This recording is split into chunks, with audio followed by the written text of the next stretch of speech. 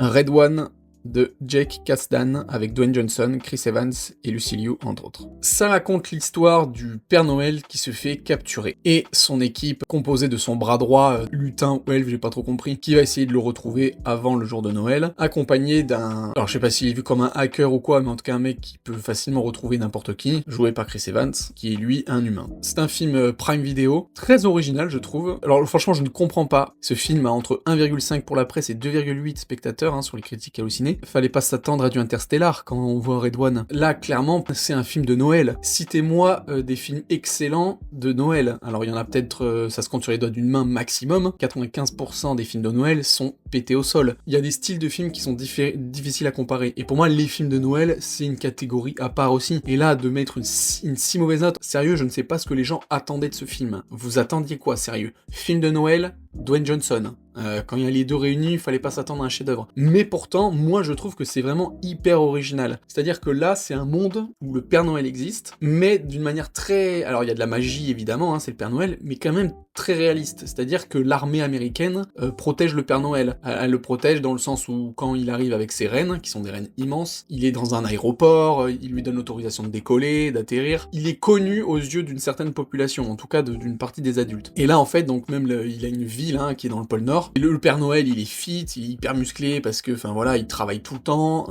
La journée de Noël où il doit mettre tous les cadeaux dans la maison en une nuit, il brûle, je sais plus combien ils disent, 36 ou 360 millions de calories. Enfin voilà, c'est absurde. C'est vachement original. Je l'avais jamais vu ailleurs. Ce côté Père Noël réaliste, on va dire. Alors il y avait le film Santa, je crois, avec Alain Chabat sur un tout autre registre. Mais vraiment, voilà, rien que ce côté-là, je l'ai trouvé vraiment intéressant. Et donc, il y a du fantastique. On voit l'ours polaire. Là d'ailleurs, dans l'affiche, on voit l'ours polaire. On le voit 2 secondes dans le film. Mais bon, voilà, il y a des personnages un peu extraordinaires, le frère du Père Noël aussi, qui est une espèce de satire mi-homme, mi-démon. L'histoire, c'est donc une sorcière qui veut capturer le Père Noël pour l'empêcher, en fait, de livrer les cadeaux, notamment aux gens passages, parce que c'est ça aussi qui est intéressant, c'est qu'il y a le mythe du si t'es passage, t'auras pas de cadeau à Noël. Et en fait, il raconte dans l'histoire qu'il y a une liste des gens passages, mais que le Père Noël n'a jamais voulu prendre en compte. Pour lui, tous les gens sont bons au fond d'eux, et du coup, il veut donner cadeau à tout le monde. D'où la séparation avec son frère, qui lui voulait maintenir cette liste, et notamment de la sorcière. Et le but de la sorcière, du coup, c'est d'enfermer dans des boules à neige tous les gens passage. On se rend vite compte que les gens passage, c'est quasiment la majorité de l'humanité, parce qu'à un moment ou un autre, on a fait des choses pas bien. Je le répète, c'est un film de Noël. Et je trouve que,